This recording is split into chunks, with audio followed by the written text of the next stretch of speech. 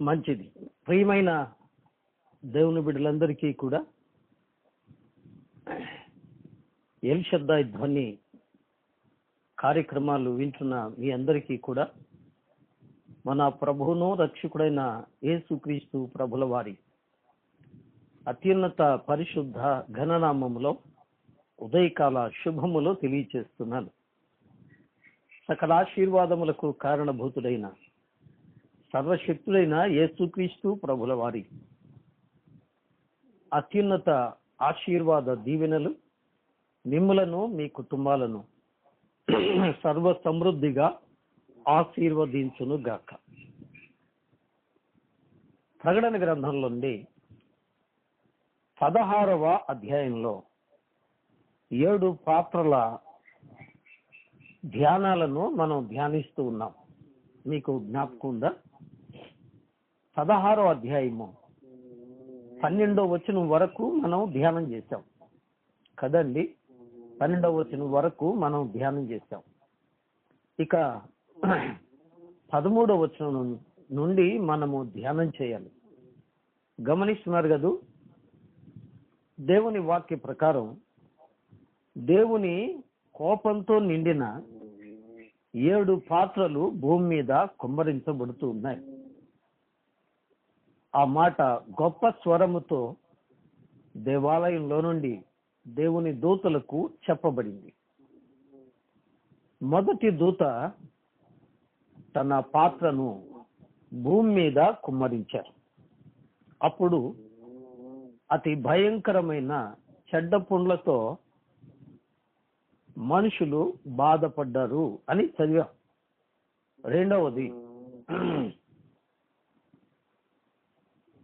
రెండవ దూత తన పాత్రను సముద్రం మీద కుమ్మరించారు. సముద్రపు నీరు తీనుగ రక్తం వలె అయిపోయిందట. అందువలన సముద్రంలో ఉన్న జీవ జంతువులన్నీ కూడా చనిపోయినాయి.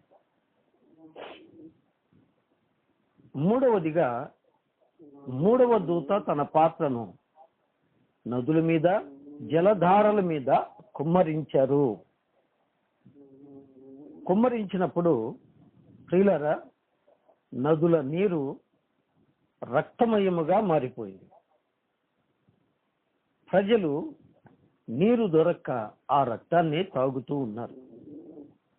ఇక 6వ బోర లేదా 6వ పాత్ర 4వ పాత్ర కుమ్మరించినప్పుడు ప్రియులారా, 4వ పాత్ర సూర్యుని మీద కుమ్మరించబడింది. అప్పుడు సూర్యుడు భయంకరమైన వేడిమి గల కొలిమిగా మారిపోయాడు. తద్వారా మనుషులు మలమల మాడిపోయిన పరిస్థితి మనం ధ్యానం చేశాం. 5వ పాత్ర క్రూర మృగము యొక్క సింహాసనం మీద కుమ్మరించబడింది అని చదివాం. అప్పుడు జరిగిందేంటి? భూమి అందంతటా సింహాసనము, క్రూర మృగము యొక్క సింహాసనము, అతని రాజ్యం అంతా కూడా చీకటి కమ్మింది. ఒకవైపు చెడ్డపుట్లతోనూ మరొక వైపు నీళ్లు రక్తముగాను, జీవధారలు తీనుగ రక్తం వలెను, భయంకరమైన వేడిమితో సూర్యుడు ఎండతో కాలుస్తూ ఉండగా చీకటిలో తడువులాడుకుంటూ ఉన్నారు అని చదివాం. 5 పాత్రల సంభవాలు మనం ఇదివరకే ధ్యానం చేశాం. ఇక 6వ పాత్ర యూఫ్రటీసు నది మీద కుమ్మరించబడినట్లుగా మనం చదివాం. రండి, ప్రకటన గ్రంథం 16వ అధ్యాయము 12వ వచనం. 6వ దూత తన పాత్రను యూఫ్రటీసు అను మహానది మీద కుమ్మరింపగా తూర్పు నుండి వచ్చు రాజులకు మార్గము సిద్ధపరుచున్నట్లు దాని నీళ్లు ఎండిపోయెను. వినరా? రెండవ దూత తన పాత్రను కుమ్మరించినప్పుడు సముద్రము నీళ్లు పీనుగ రక్తం వలె అయిపోయినాయి.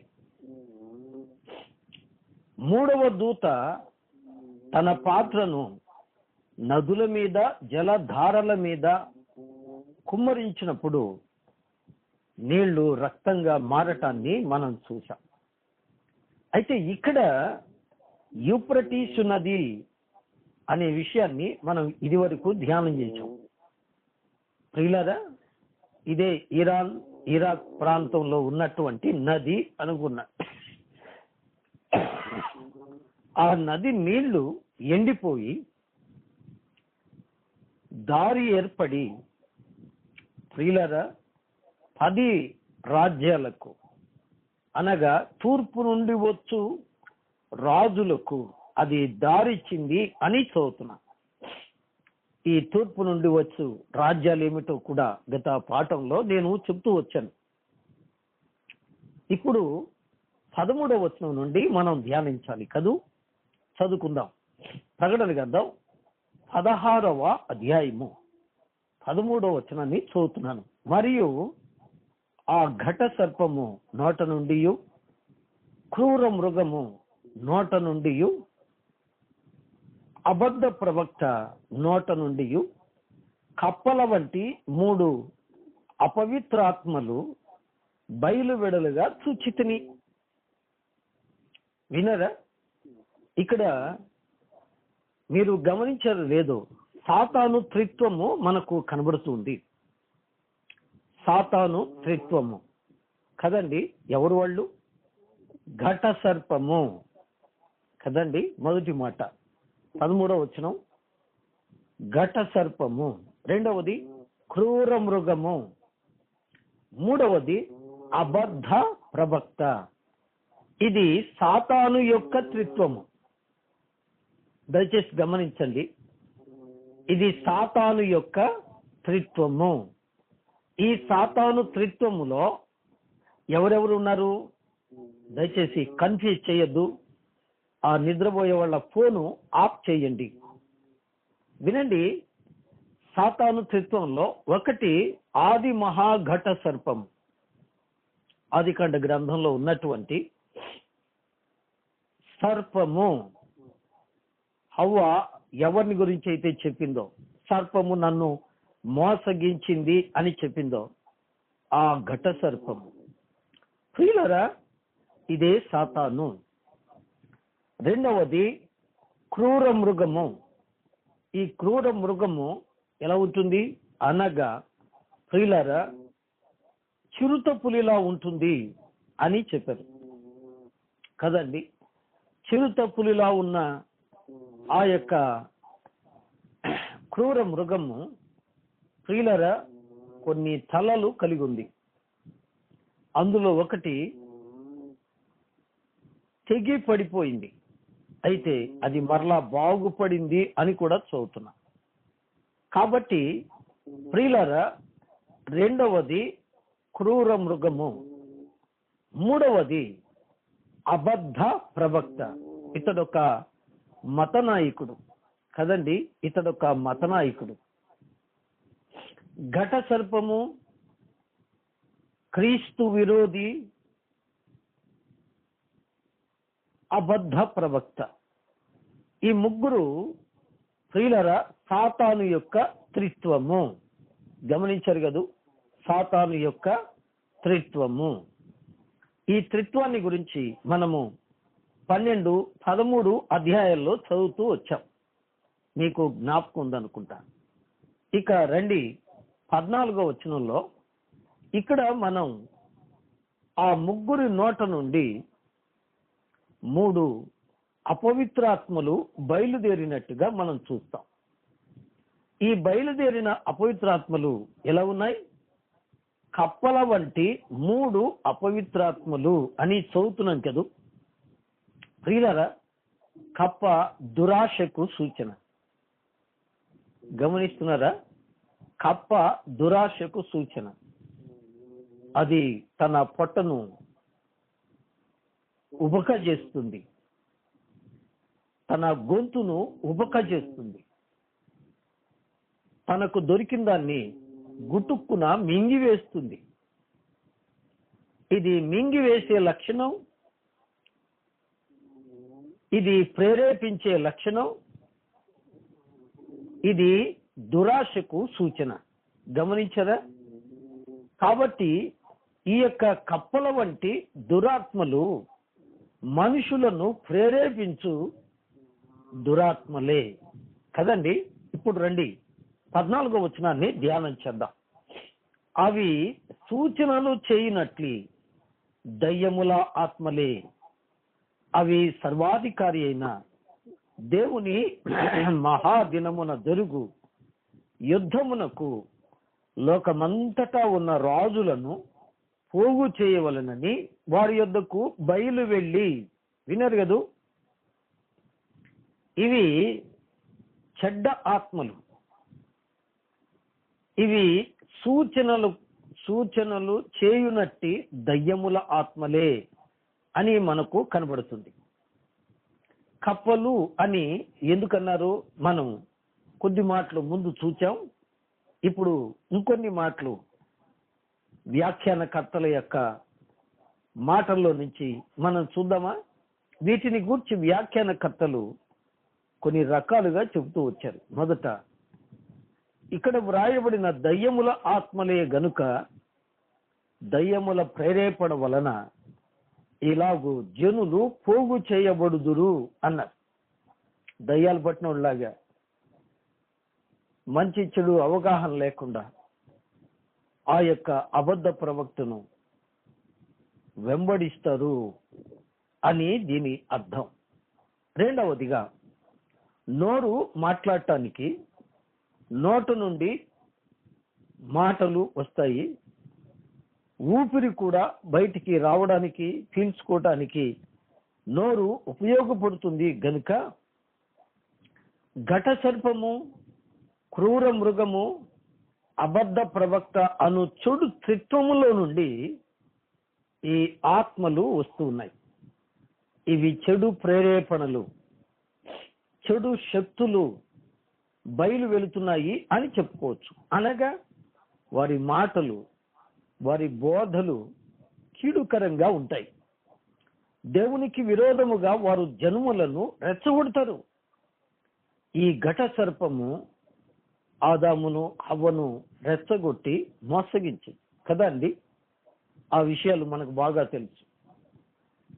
మీరు చావనే చావరు, మీరు దేవతల వలె ఉంటారు అని వారి మనసును చెడగొట్టింది ఆ యొక్క ఘట సర్పం. ఎస్, అదే విధంగా ఈ దురాత్మలు మనుషులను దురాశల్లో పడేస్తాయి. దేవుని మాట మీరేటట్టుగా ఈ దినాల్లో కూడా సాతాను దేవునికి వ్యతిరేకంగా రష్యా మొదలగు రాజ్యాలను ప్రేరేపిస్తూ ఉంది. దేవుడు లేడని ప్రచారం చేస్తున్నారు. అలాంటి సాతాను యొక్క ప్రేరేపణ ఆ దినాల్లో అతి ఎక్కువగా ఉంటుంది అని అర్థం. ఈ క్రూర మృగము అనేవాడు రోముకు సంబంధించిన 10 రాజ్యాల నుండి 10 మంది రాజుల పైన అధికారం పొంది వస్తాడు అని మనం చెప్పుకున్నాం కదూ. దీన్నే కామన్ మార్కెట్ అంటారు. రండి 13వ అధ్యాయము 7వ వాక్యాన్ని విందాం. ప్రకటన గ్రంథం 13వ అధ్యాయము 7వ వాక్యం. మరియు పరిశుద్ధులతో యుద్ధము చేయను, వారిని జయింపను, దానికి అధికారం ఇయ్యబడును. ప్రతి వంశం మీదను, ప్రతి ప్రజ మీదను, ఆయా భాషలు మాట్లాడు వారి మీదను, ప్రతి జనం మీదను అధికారము దానికి ఇవ్వబడిను. వినరా? దేనికి ఇవ్వబడింది? క్రూర మృగమునకు ఇవ్వబడింది. ఈ క్రూర మృగము జనముల మీద అధికారము తీసుకుంటూ ఉంది. మరొక మాట 13వ అధ్యాయము 14వ వచనం. కత్తి దెబ్బ తినియు బ్రతికిన ఈ క్రూర మృగమునకు ప్రతిమను చేయవలనని అది భూ నివాసులతో చెప్పుచు ఆ మృగము ఎదుట చేయుటకు తనకియ్యబడిన సూచనల వలన భూ నివాసులను మోసపుచ్చుచున్నది. వినరా? జనులను మోసగించు ఆత్మలు. ఈ మోసగించు ఈ యొక్క సూచనలు చేసే అధికారం ఎవరిచ్చారు? ఘట సర్పము ఇచ్చింది కదండి. ఘట సర్పము ఇచ్చింది. 13వ అధ్యాయము 2-3 వచనాలు చదువుతున్నాను. నేను చూచిన ఆ మృగము చిరుతపులిని పోలి ఉండెను. దాని పాదములు ఎలుగుబంటి వంటి పాదముల వంటివి. దాని నోరు సింహపు నోరు వంటిది. దానికి ఆ ఘట సర్పము తన బలమును, తన సింహాసనమును, గొప్ప అధికారమును ఇచ్చెను. దాని తలలలో ఒకదానికి చావు దెబ్బ తగిలినట్టుంది. అయితే ఆ చావు దెబ్బ మానిపోయిన గనుక భూజనులందరూ మృగము వెంట వెళ్ళుచు ఆశ్చర్యపడుచుండేది. విన్నదా? దాని యొక్క క్రియలను బట్టి ప్రజలు దాన్ని చూసి ఆశ్చర్యపడుతున్నారు. 4వ వచనం, ఆ మృగమునకు అధికారం ఇచ్చినందున వారు ఆ ఘట సర్పమునకు నమస్కారము చేసిరి. మరియు వారు ఈ మృగముతో పాటు సాటి ఎవరు? దానితో యుద్ధము చేయగలవాడు ఎవడున్నాడు అని చెప్పుకొనుచు ఆ మృగమునకు నమస్కారము చేసిరి. వినరా?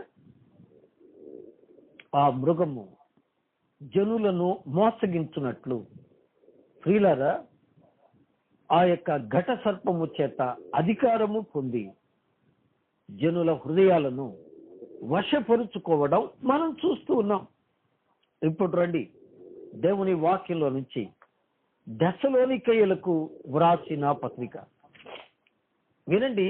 2వ దెస్సలోనికయులకు వ్రాసిన పత్రిక 2వ అధ్యాయము ప్రియులారా 9వ వచనం నుండి చదువుతున్నాను.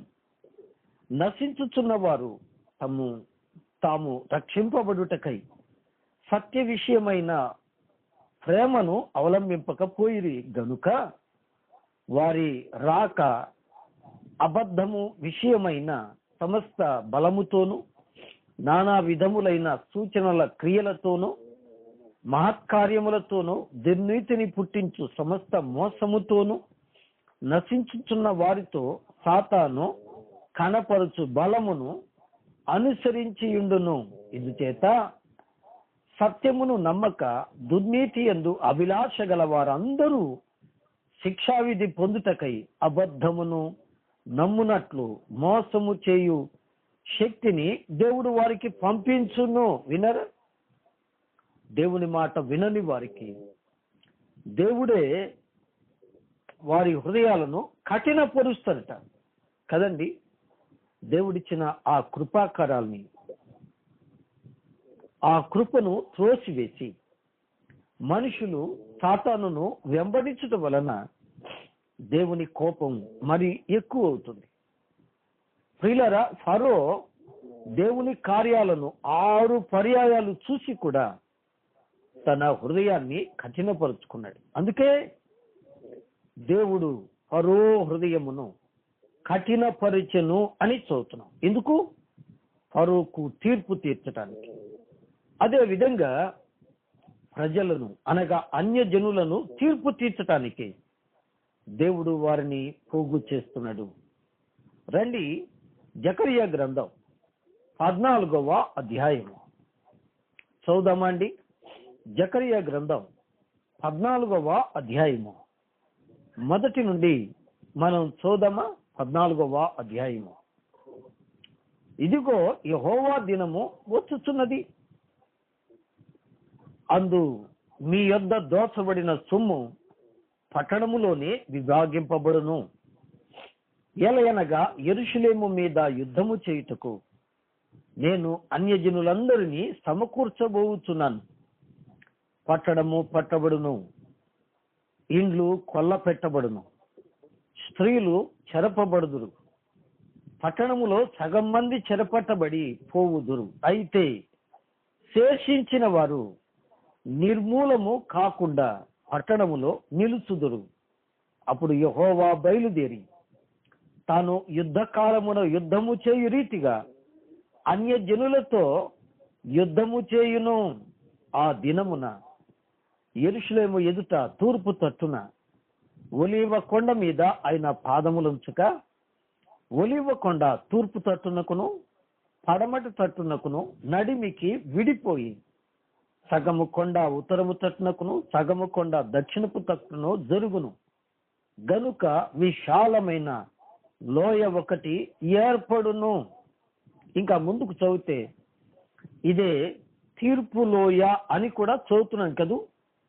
కాబట్టి ప్రియులరా, దేవుడు తన మాట వినని, తనకు లోబడిని, ఎన్ని పరిస్థితులు వచ్చినా కానీ తమ మనసు మార్చుకొనని కఠినాత్ములైన అన్యజనులకు నేడు తీర్పు తీరుస్తున్నారు కదండి. అటువంటి తీర్పును ఈ మాటలు మనకు తెలియజేస్తూ ఉన్నాయి. ఇప్పుడు రండి 15వ వచనం, ప్రకటన గ్రంథం 16వ అధ్యాయము 15వ వచనాన్ని గురించి మనం ధ్యానం చేద్దామా? 14, 15 వచనాలు. అవి సూచనలు చేయునట్లు దయ్యముల ఆత్మలే, అవి సర్వాధికారి అయిన దేవుని మహాదినమున జరుగు యుద్ధమునకు లోకమందంతటా ఉన్న రాజులను పోగు చేయవలనని వారి యొద్దకు బయలు వెళ్ళి హెబ్రీ భాషలో హార్మగెద్దోను అను చోటికి వారిని పోగు చేసెను. విన్నరా? వారిని పోగు చేసెను. ఎవరిని? అన్యజనులను. ఈ మాట మీరు గమనించండి ప్రియులరా. ఈ ఆత్మలు చెడ్డ ఆత్మలు అని, ప్రేరేపించు సూచనలు చేయు ఆత్మలు అని మనం చెప్తున్నాం కదూ. ఇంకా ముందుకు వెళదాం ప్రియులరా. సాతాను యొక్క సంబంధమైన క్రియ ఏమిటి మనం చదువుతాం. మొదటి యోహాను పత్రికలో ఏమండి, మానవుడు లోకములో ఉన్నదాన్ని ప్రేమిస్తున్నాడు. అందుకని లోకమునైనను దానిలో ఉన్నదానినైనను ప్రేమింపకుడి అని ప్రభు వారు చెప్తున్నారు కదూ. ఏముంది లోకంలో? లోకంలో ఉన్నదంతా కూడా ఏంటండి? శరీరాశ, నేత్రాశ, జీవపు డంబం. విన్నరా? ఈ మూడు ఈ యొక్క ఆత్మల యొక్క బలమైన క్రియలు. ఒకటి శరీరాశ. ఈ శరీర తుచ్చమైన ఇచ్చలను ఆశ చూపించి మనుషులను లోబరుచుకుంటాయి ఈ దురాత్మలు. నిజమే ప్రియులరా, మనుషులు ఈ దినాల్లో వావి వరసలు లేకుండా అయిపోయారు. ఈ శరీర ఇచ్చల కోసం క్రమం తప్పుతున్నారు, కాపురాలు పాడు చేసుకుంటున్నారు. ఆ దినాల్లో వ్యభిచారము అంత భయంకరమవుతుంది అని మనం అర్థం చేసుకోవాలి. రెండవది నేత్రాశ. మనుషులను చెడ్డ ప్రేరేపణల చేత ప్రేరేపిస్తూ మీరు ధనవంతులు అవుతారని, మీరు గొప్పవారు అవుతారని కదండి. ఉదాహరణ ప్రియులారా, ఒక చిన్న ఫోన్ క్లిక్తో మీరు కుబేరులవుతారు అని మెసేజ్లు వస్తున్నాయి. ఎంత మోసం అండి! ఒకసారి ఫోన్ నొక్కితే లేదా ఒక 100 రూపాయలు పెడితే కుబేరులు అయిపోతారా? ఇది మోసంతో కూడిన క్రియ కాదా అండి? ఇలా ప్రజలను రెచ్చగొట్టి మోసం చేసి పబ్బం గడుపుకునే పరిస్థితులు ఈ దినాల్లో కూడా కనిపిస్తున్నాయి కదూ. ఇక మూడవది ఏమండి? జీవపు డంబం. నిజమే, మనుషులు తమ యవ్వనాన్ని స్థిరంగా ఉంచుకోవడానికి నానా గడ్డి కడుస్తున్నారట కదండి. ఒక ఆయన ఇటీవల వార్తల్లో మనం గమనిస్తాం. అతని యొక్క ముఖము వడబడిపోకుండా తన యవ్వనం స్థిరంగా ఉండటానికి దినానికి కొన్ని 100 మాత్రలు మింగుతట. ఏమండి, మనిషి ఎంత స్వార్థపరుడండి! తన యవ్వనము ఎప్పుడు ఉండాలట? సావకుండా ఉంటాడా? ఏమండి, రెండవది, మనిషి చిరకాలం బ్రతకాలి, చిరంజీవిగా ఉండాలని అందుకు ఎదుటి మనుషుల ప్రాణాలు కూడా బలిచ్చే దుర్మార్గానికి బయలుదేరుతూ ఉన్నాడు. ఇట్టి ఆశలు చూపి మనుషులను లోబరుచుకునే భయంకరమైన క్రియలు ఈ ఆత్మలు చేస్తాయి. అందుకని సూచనలు చేయు దురాత్మలు అని చదువుతున్నాం కదా. ఇక రండి, ఈ ఆత్మలు మనుషులు అనగా అన్యజనులను గుంపులు గుంపులుగా పోగు చేస్తారట. ఎక్కడికి? హర్మగెద్దోను అనే స్థలం దగ్గరికి కదండి. మనం ఇదివరకే చదివాం. ప్రకటన గ్రంథం 16వ అధ్యాయము. ప్రకటన గ్రంథం 16వ అధ్యాయంలో 15వ వచనంలో చదివాం. హెబ్రీ భాషలో హర్మగెద్దోను అనే చోటుకు వారిని పోగు చేసెను. విన్నరా? ఈ హర్మగెద్దోను అనే పేరు పరిశుద్ధ గ్రంథంలో చాలా చోట్ల మనం చూస్తాం. అయితే అది ఇది వరకు మెగిద్దోను అనే పేరుతో ఉంది. మొట్టమొదటిగా వరుసగా జ్ఞాపకం చేస్తాను, దయచేసి చూడండి. న్యాయాధిపతుల గ్రంథం, న్యాయాధిపతుల గ్రంథం అండి. న్యాయాధిపతుల గ్రంథంలో మనం చూద్దాం 5వ అధ్యాయము 19వ వాక్యాన్ని మనం చూద్దాం. న్యాయాధిపతుల గ్రంథం 5వ అధ్యాయము 19వ వచనాన్ని చదువుతున్నాను. దయచేసి చూడాలని ప్రభు పేరిట మనవి చేస్తూ ఉన్నాను. 5వ అధ్యాయము 19వ వచనం.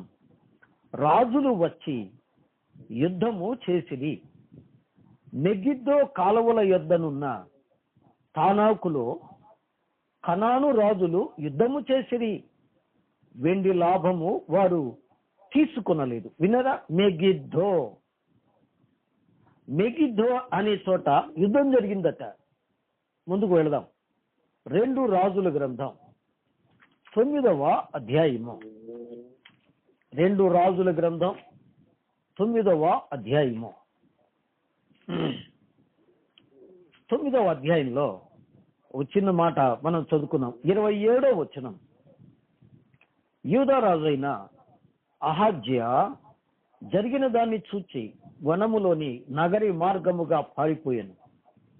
అయినను యెహూ అతన్ని తరిమి రథమునందు అతన్ని హతము చేయుడని ఆజ్ఞ ఇచ్చెను గనుక వారు ఇబ్రాయిము దగ్గరనున్న గూరునకు పోవు మార్గమున అతన్ని కొట్టగా అతడు మెగిద్దోకు పారిపోయి అతట మరణమాయను. వినరా? మెగిద్దోకు పారిపోయి. ఇంకో మాట కూడా చూద్దాం. 2వ దినవృత్తాంతముల గ్రంథం 35వ అధ్యాయము. 2వ దినవృత్తాంతాల గ్రంథం 35వ అధ్యాయము 22వ వాక్యాన్ని చదువుకుందాం. 22వ వాక్యం. అయినను యోషియా అతనితో యుద్ధము చేయగోరి అతని యొద్దకు తిరిగి పోక మారు వేషము ధరించుకుని యెహోవా నోటి మాటలు పలుకబడిన నెకో మాటలను వినక మెగిద్దో లోయ యందు యుద్ధము చేయవచ్చును. వినరా? న్యాయాధిపతుల గ్రంథంలోను, రాజుల గ్రంథంలోను, దినవృత్తాంతముల గ్రంథంలోను, అలాగే జకరియా గ్రంథం 12వ అధ్యాయము 11వ వచనం మీ తర్వాత చదువుకోండి.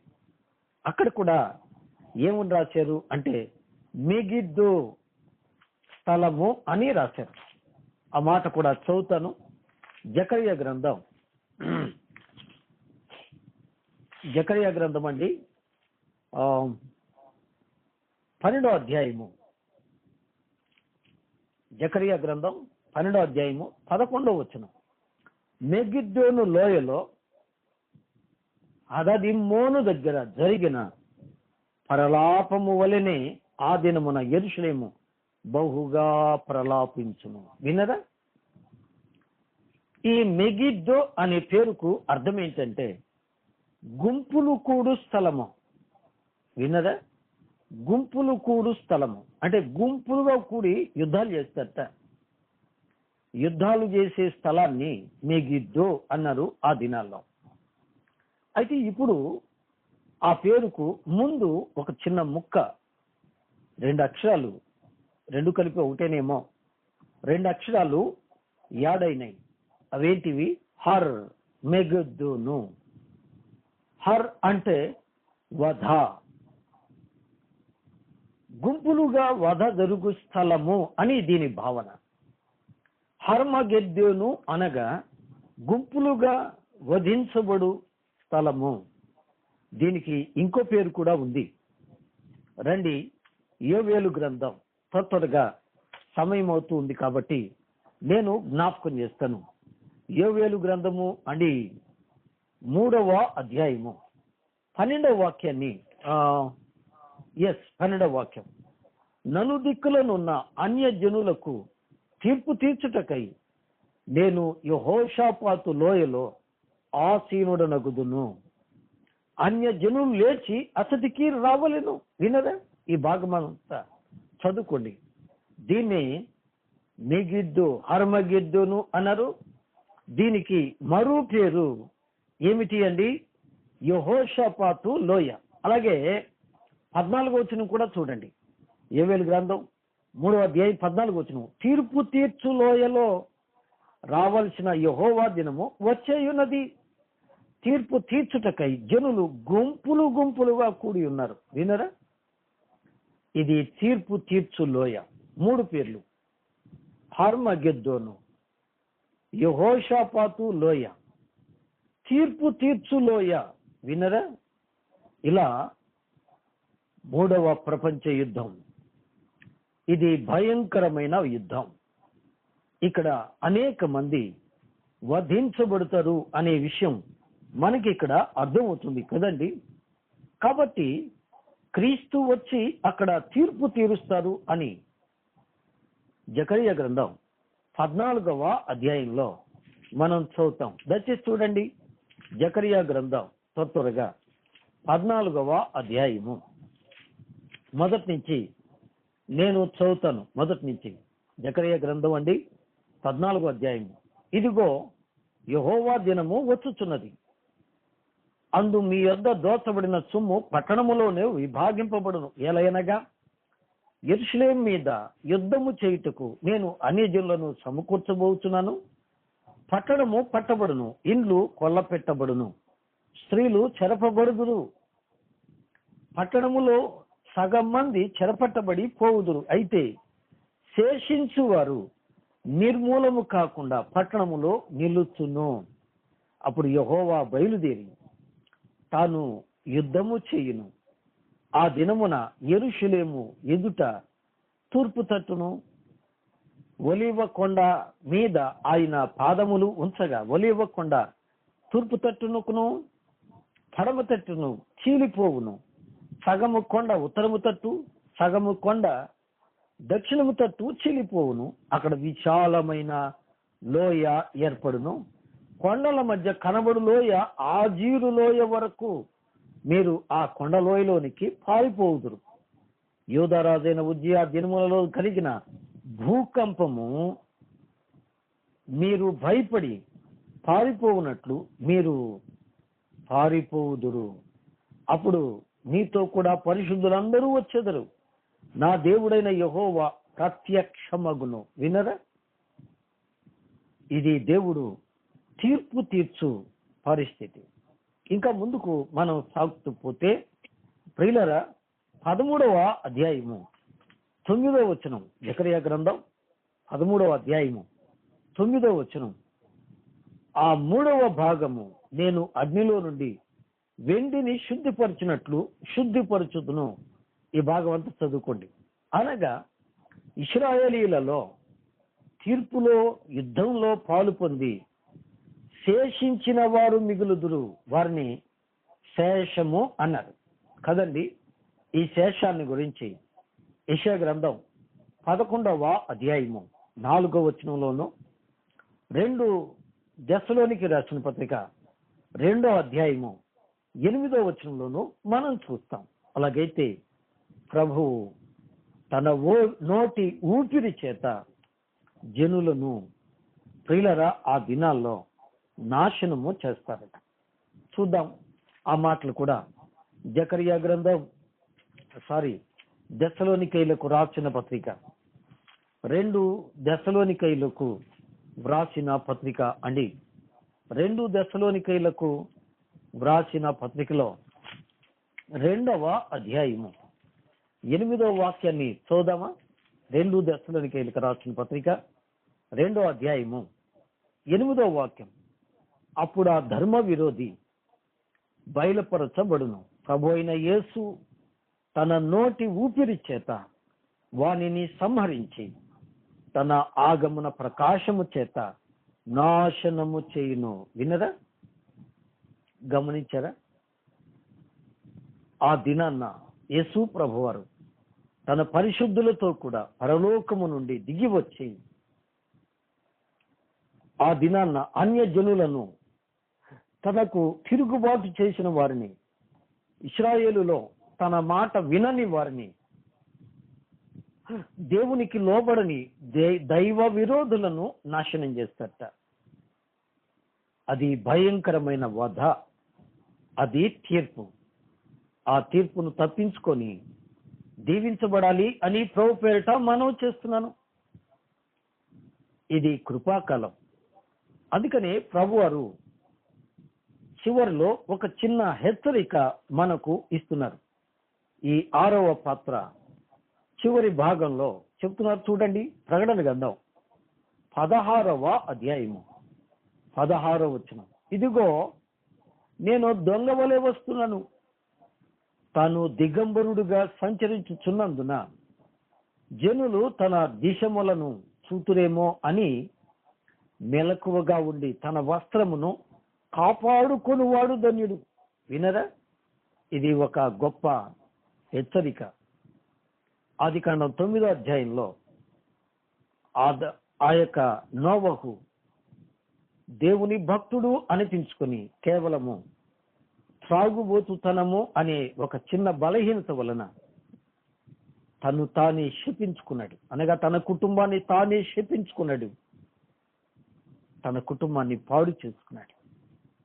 ప్రియ స్నేహితులారా, హెబ్రీ పత్రిక 12వ అధ్యాయం 14వ వచనం, ఒక్క పూట కూటి కొరకు తన జ్యేష్ఠత్వపు హక్కును పాడు చేసుకున్న ఏశావు వంటి వారు మీరు ఉంటారేమో జాగ్రత్త అన్నారు కదా.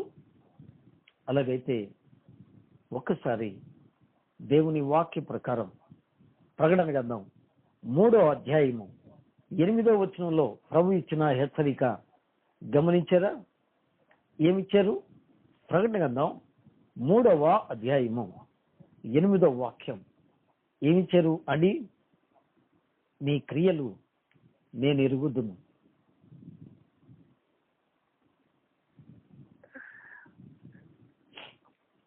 నీకున్న శక్తి కొంచెమైనను నీవు నా వాక్యము గైకొని నా నామము ఎరుగను అనలేదు.